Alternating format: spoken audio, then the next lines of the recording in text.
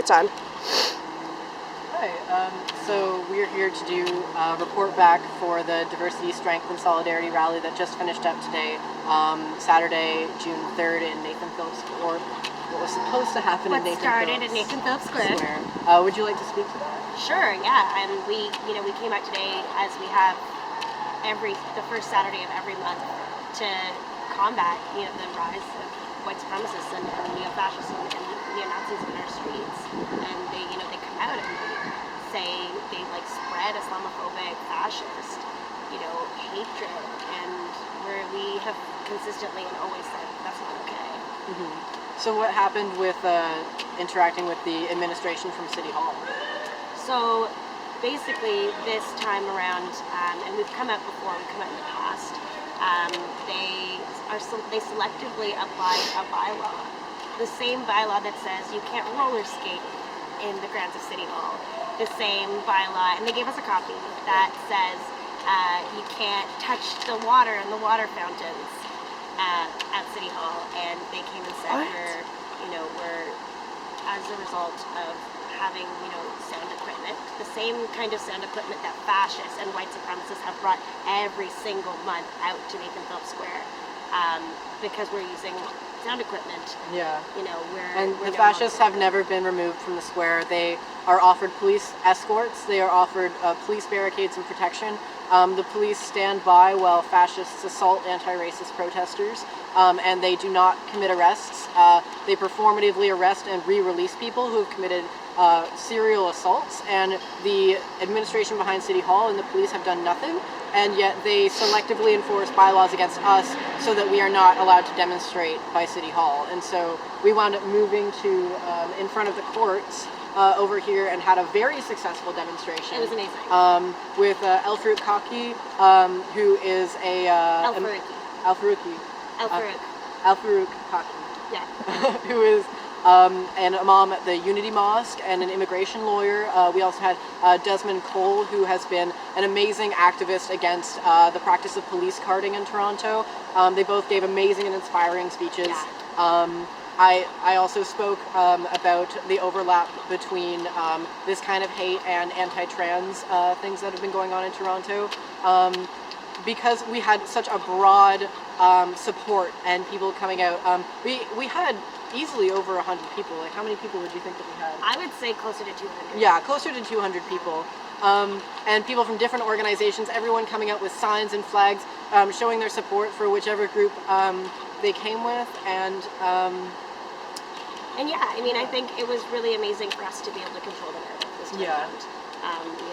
Every single time, it's been portrayed as we're counter-protesting them and this and that.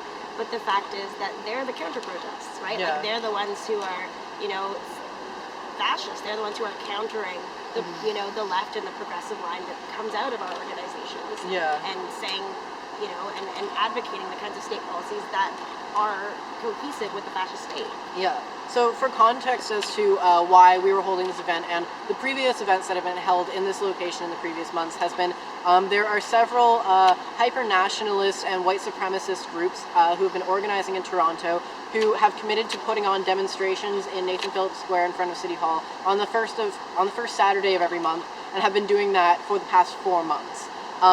Their specific line is that they are against Bill Motion M103, which is it's a symbolic motion to legally recognize that Islamophobia exists in the wake of the Quebec City massacre that claimed the lives of 6 people in their place of worship and injured 19 others. And so they are so fervently opposed to that they have been coming out here on the first Saturday of every month with Islamophobic and racist signs.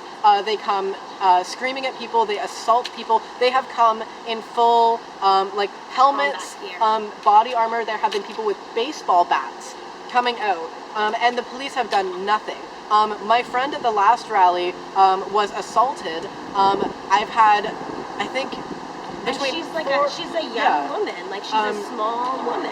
Yeah, 4 or 5 other friends of mine who have had serious injuries at these rallies, and the police have done nothing while they stand behind their barricades and they shake hands with members of the Soldiers of Odin and people who are organizing hate and violence in this city. And what's really important, I apologize to interrupt, but what's so important to mention is that, last time they were out here, they were at the doors of City Hall, and there were a bunch of young Muslim women who came out with their families, with young children, young girls as young as 4, and they took their signs and they pointed them at them.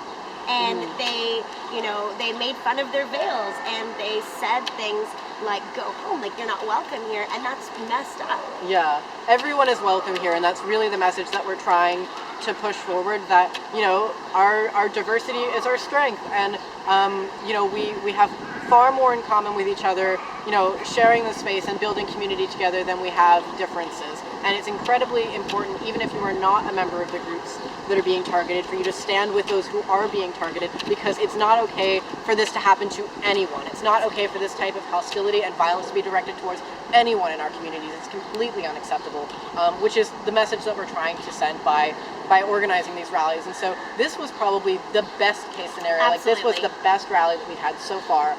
We had an amazing turnout. It was peaceful. No one got hurt, thank God. No one was arrested? No one was arrested. No one got hurt. The fascists didn't even, a couple of them showed up, but most of them didn't even show up. And there was no, physical confrontation or anything like that. So really, it shows our strength in numbers, that because so many people were coming out to spread our message of peace and to support each other, they didn't even have a space to organize. And there was far too many people there, far too many cameras and media people for them to organize or start initiating any sort of violence. And so, and we were able to have a beautiful display of solidarity with people sharing their stories, and it was from so many different struggles. Yeah. And that's the key. That's the key. We had folks, speaking about, the trans struggle, folks talking about the Muslim struggle, folks talking about anti-Black racism, folks talking about the struggle of Indigenous youth and Indigenous young people, particularly, who have to boil water, to drink, or who are fighting to get the same equal rights for their education, or who are going through a suicide crisis. Yeah. And all of these struggles came together today in a show of diversity, strength, and solidarity to keep Toronto hate-free. Yeah, I think it was incredibly successful, and I'm so proud to have been a part of it. Yeah, and thank me you so too. much for Thank you. organizing. No, it was everyone. It was a lot of work, a lot of hard work from a lot of people in a lot of different struggles. Yeah. So I think that about sums it up. Yeah. Thank you.